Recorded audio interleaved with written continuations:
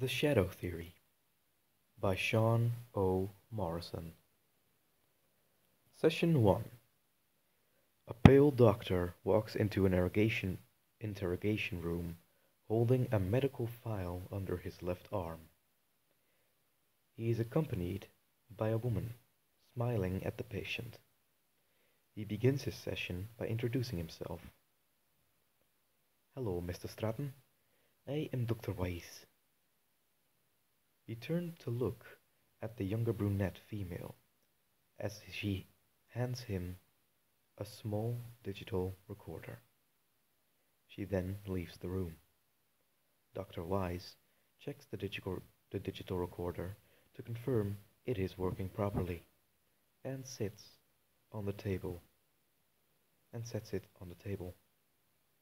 He makes eye contact with Mr. Stratton, trying to make sure his patient is paying attention.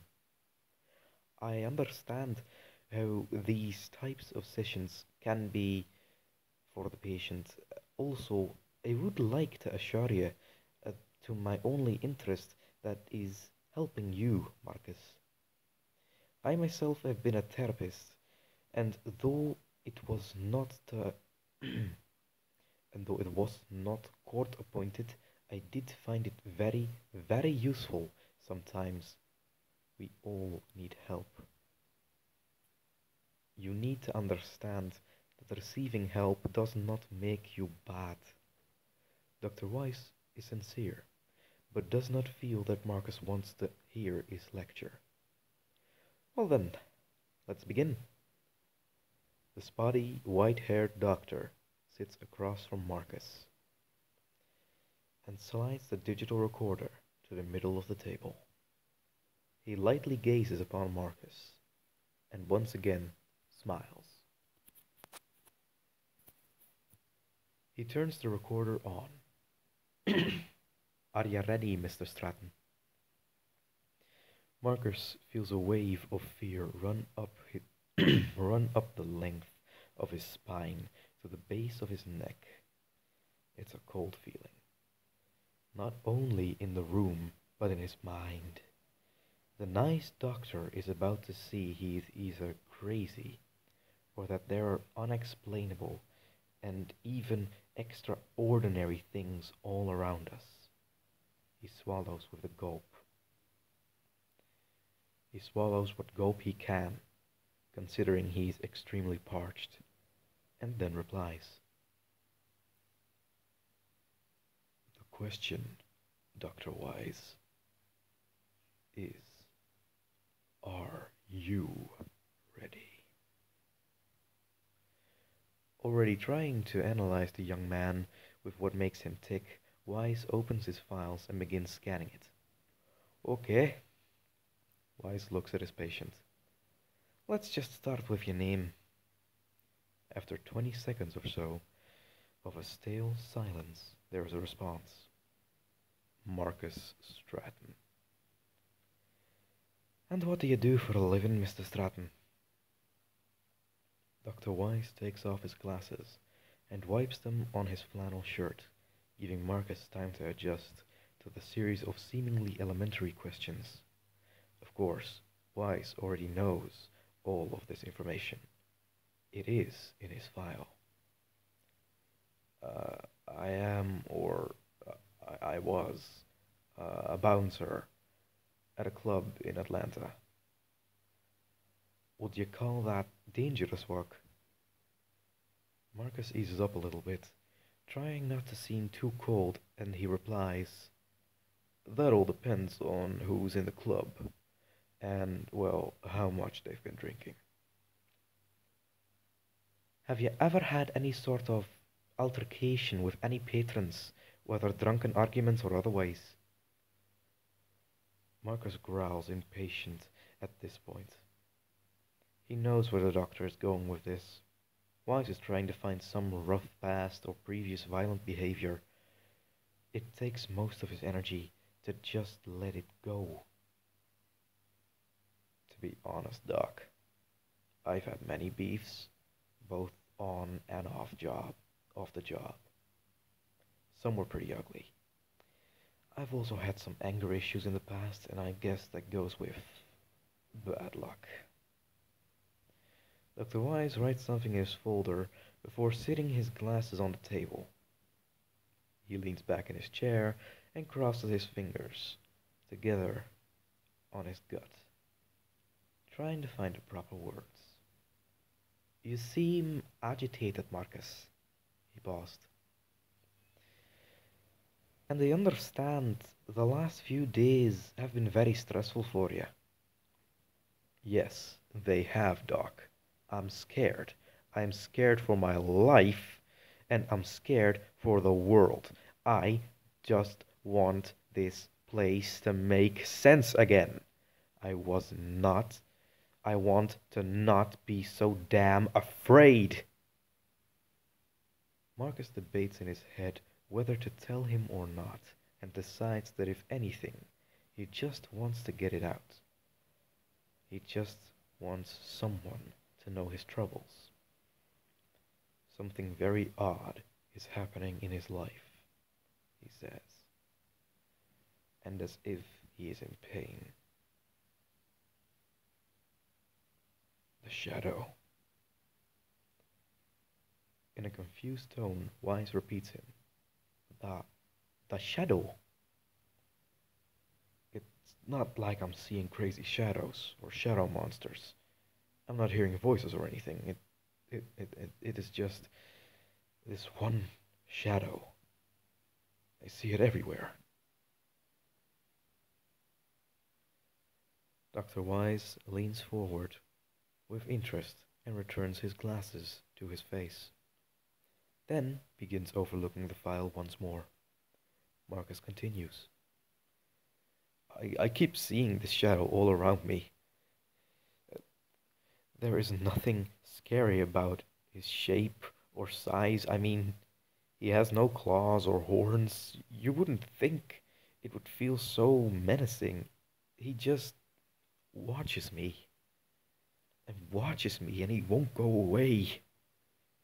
It's like he's always there, but he isn't there, you know?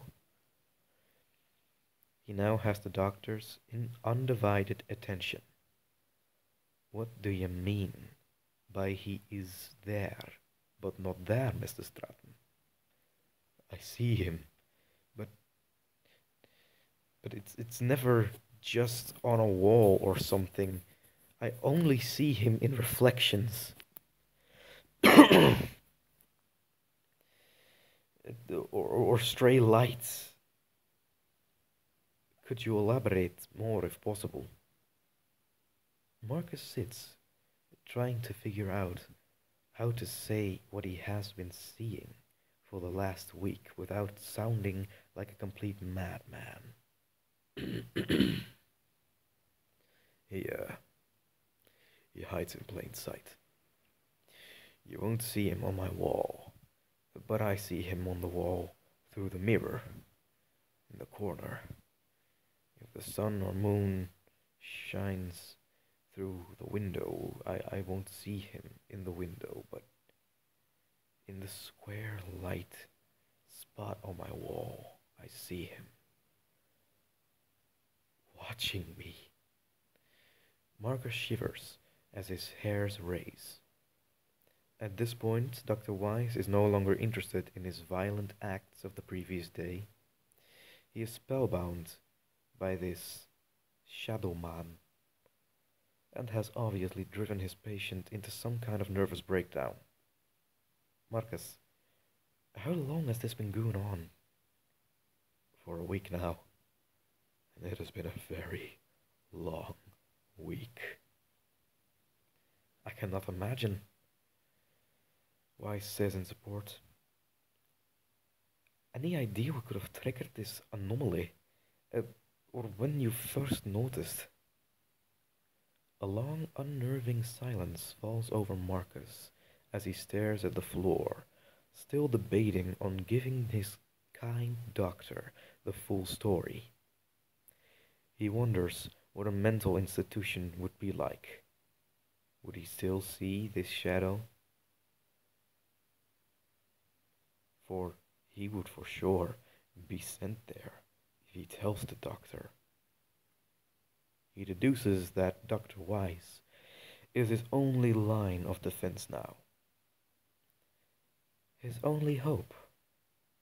And so he begins. A week ago, I rode the bus. It was about 5 when we hit my stop, and I got off like usual. I didn't notice it at all at first, but I had my headphones on, and I was in my zone. Wise scribbles down a few notes for the file and asks Markets to continue.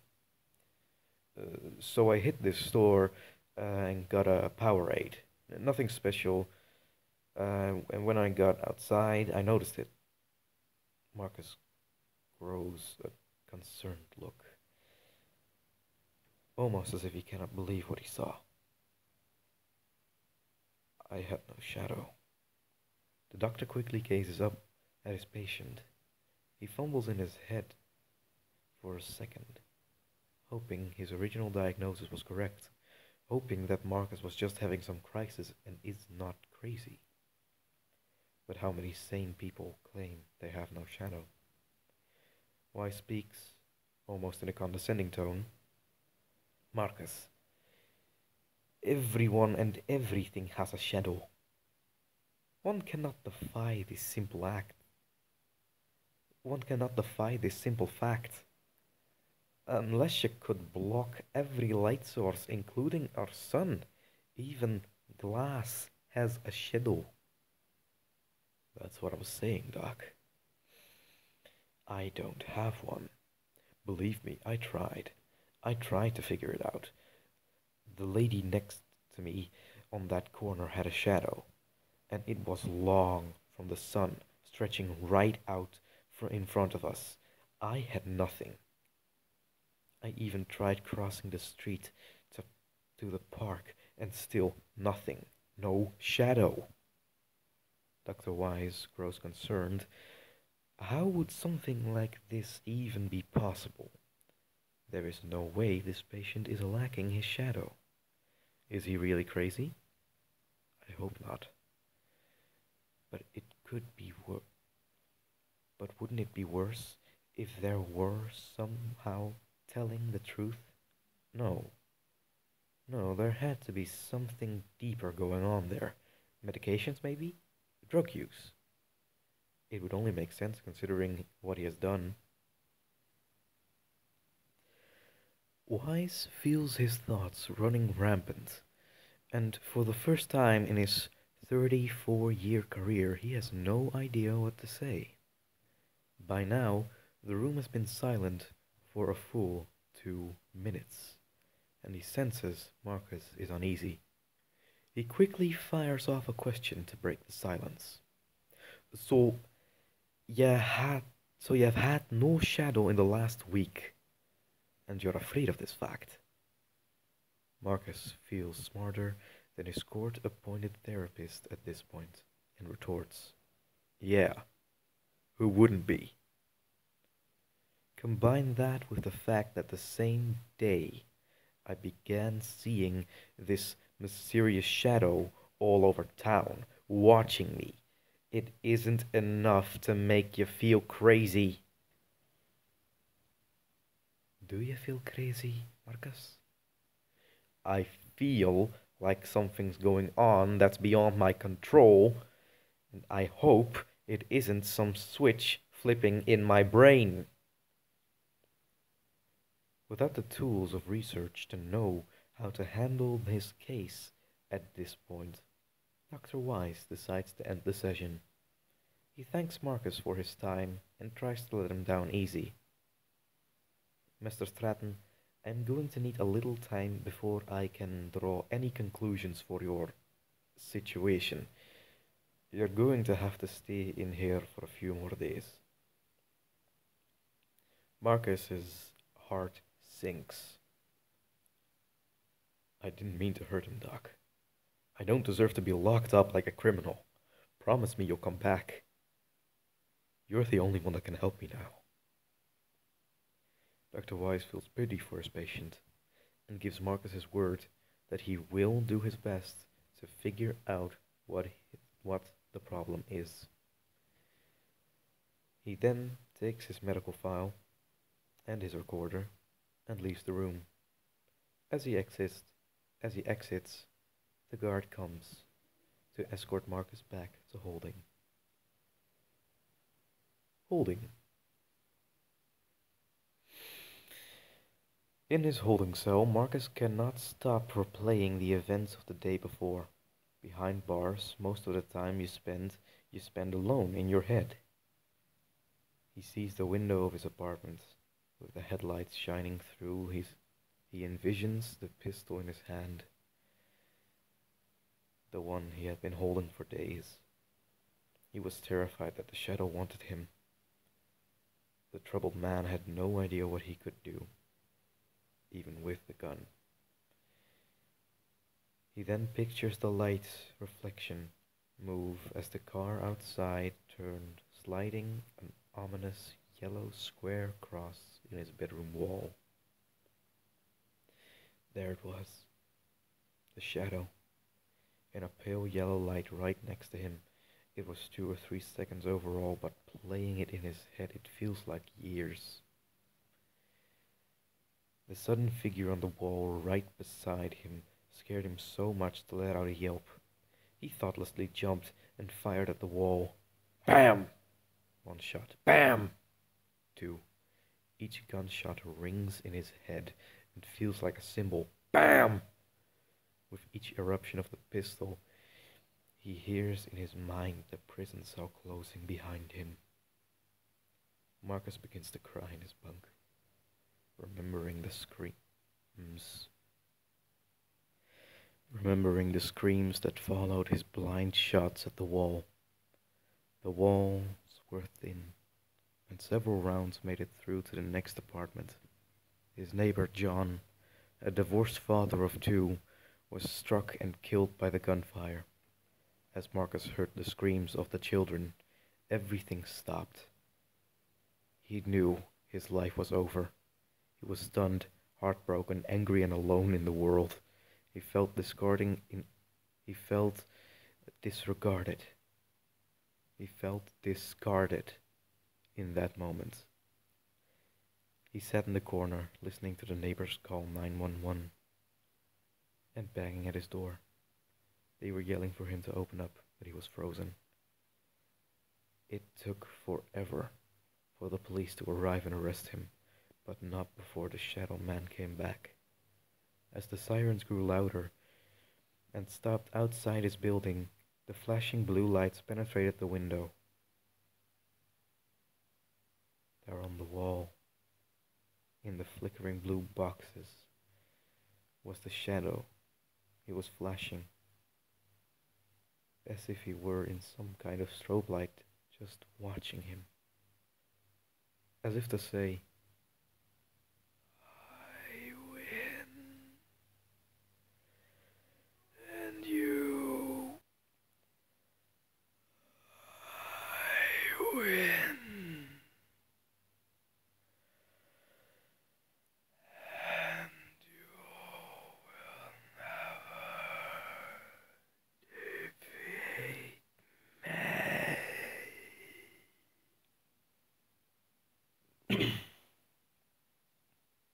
Session 2.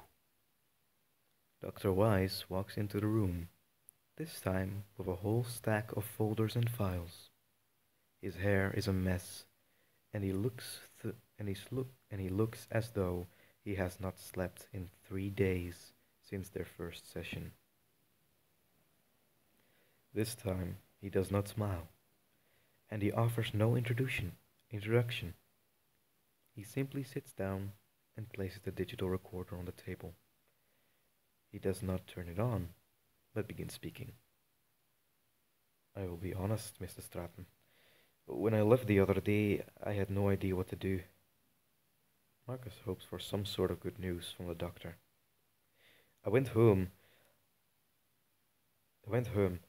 and after searching through the textbooks of medical schools and online for several hours, I stumbled upon a case eerily similar to your own. What does that mean, Doc? You mean someone else lost their shadow and they want them dead? Wise does not respond. He doesn't even look at Marcus. He instead pulls a small flashlight from his pocket. He states, I am very skeptical about all of this, but I took an oath to help my patients and never turn them away. Wise finally makes eye contact with a serious and cold face. I cannot help you if you do if I do not give you a chance. Marcus is relieved and worried at the same time. I appreciate that, Doc. Dr. Wise then calmly demands, hold out your hand, Mr. Stratton. Marcus hesitates. What is this? But he feels trust for the Dr. Wise. So he holds his hand out over the table. See, no shadow, he says with confidence. Wise clicks the small light on and begins moving it around Marcus's hand. He moves the light up, down, and side to side. To his amazement, there is no shadow. As a control, the doctor then tests his own hand in the same fashion, but his shadow is clear as day. He peers up at Marcus in amazement, but the amazement is short-lived. An overwhelming sense of fear overcomes the doctor. He stands up and begins to pace. Doc, shouldn't you be recording this? Asks Marcus with concern. Wise stops and leans his head down. His body slouches over and his arms clench the sides of the steel table. It seems as though he's close to tears. Marcus, the case I came across may very well have changed my outlook on you. That's good though, right? I don't know. Marcus has never been this stressed about anything. He had 1,000 questions, but he asks none. He decides to let the doctor gather himself for a moment. It takes a lot out of a man, seeing something truly unbelievable. It is not something you can easily brush off. Eventually, Wise sits down and opens an old discolored folder. According to the case, a young man about 20 years ago claimed his shadow had vanished, and then swore on the stand that it began to watch him. He was convinced this shadow meant him harm. One day, he saw his shadow in the glass of a storefront and drove his car right through it. He killed 3 people and wounded 2 more. Marcus is losing hope. There is no way this kind of thing just happens. The poor soul. He wanted the sick game to be over just like me. It was so weird. We both ended up hurting someone else trying to drive the shadow away. Dr. Wise carries on. Upon evaluation, they deemed him insane, and he spent the rest of his short life in an asylum. No, Doc, no, I'm not insane. I never wanted to hurt anyone. I was scared. This has all been too much to handle. Listen to this part, Marcus. In this asylum, he developed a theory. One that is loose, but there is no scientific evidence to back it up. He sounded, well, crazy. What theory? Marcus begs. Please, Dr. Wise, I have to know. Dr. Wise lets out a sigh. He removes his glasses and wipes his face, rubbing his finger and thumb on his stringy white goatee. He does not want to encourage any of this, but he feels like his patient needs to hear it. He commences. I do not personally believe any of this, but the man in the asylum believed in parallel universes. He was certain that we have a counterpart in our likeness. It goes around and does everything that we do in some other plane of existence. He said that is why there are shadows, not because of light, he said. He said everything that and everyone we see is there is an other side to as well. I mean, Doc, that sounds like nonsense, just crazy babbling to me. I agree. Well, until I get to this part. He believed the shadow, or parallel self, had somehow died, like he said. Like he said, they were supposed to go to the same places and do the same things together, including dying.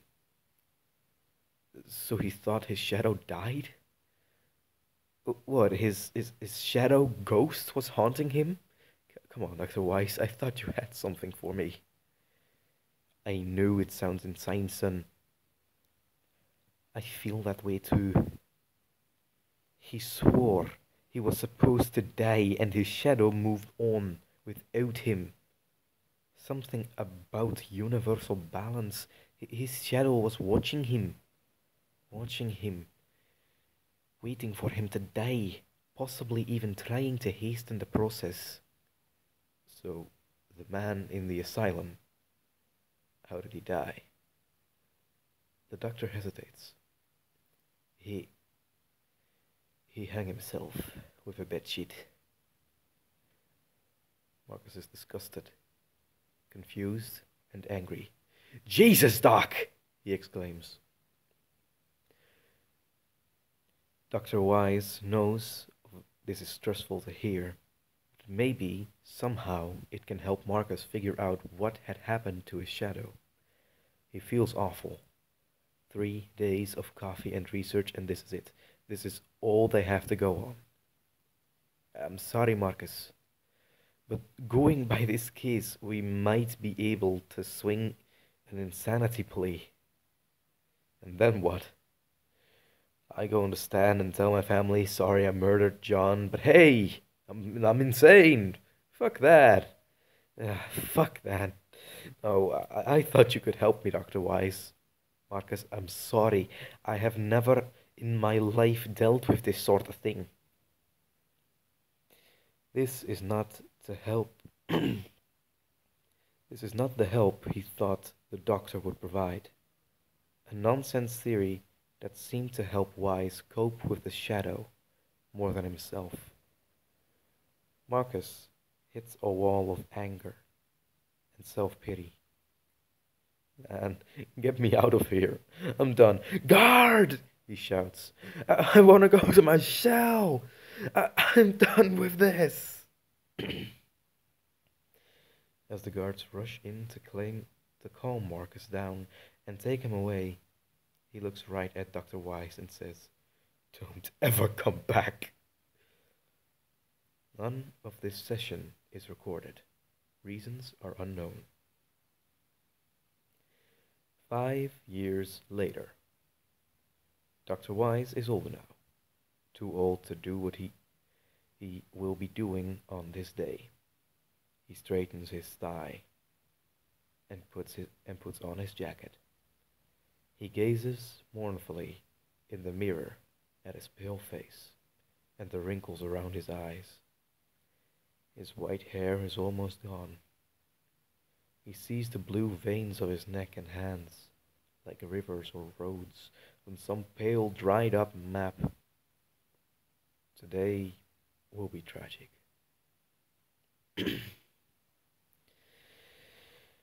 Today is the state-scheduled execution of one Marcus Stratton,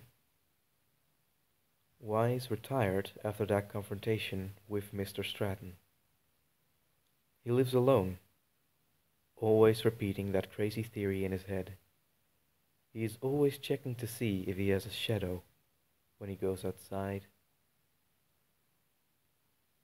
He was never the same after that last session, and today he hopes to gain some closure.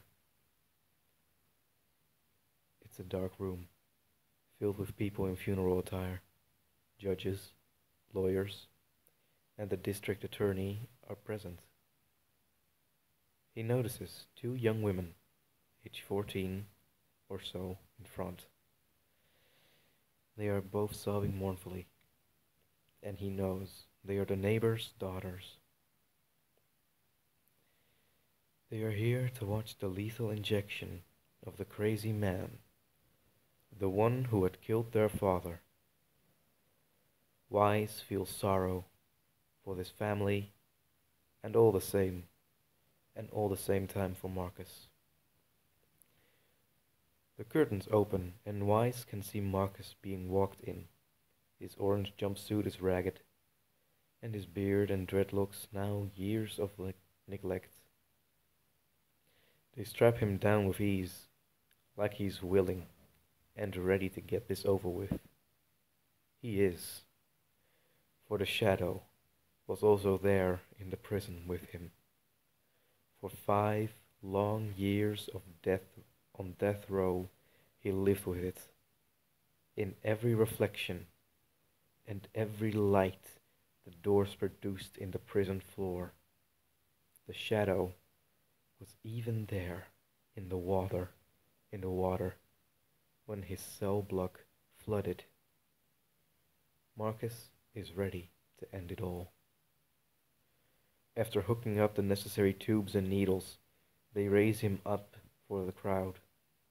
Wise almost cries immediately at the sight.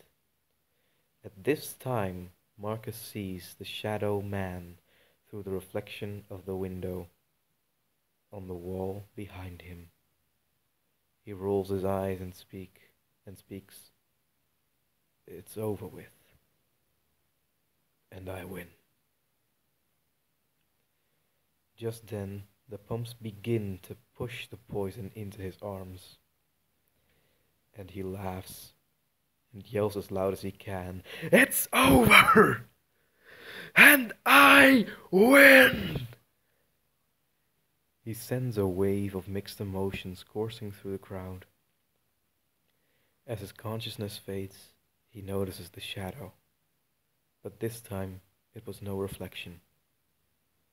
This time, it is right there in front of him. While moving towards him, it begins to fade away. Marcus is captivated at the thought he outlived the shadow man.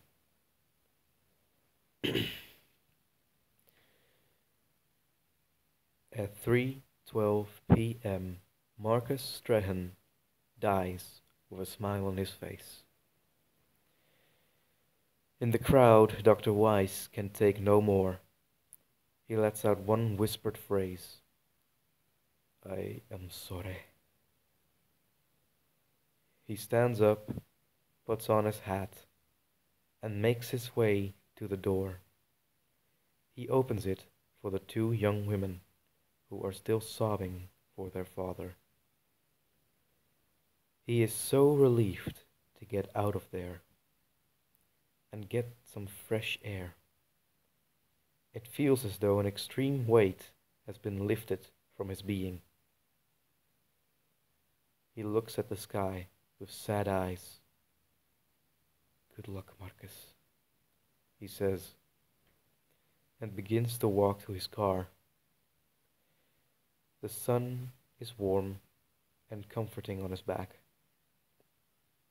He pulls the car keys from his coat and puts it in the door. He then stands there for what must be an eternity. He is amazed and terrified. On the ground in front of him, right where it definitely should be, he has no shadow.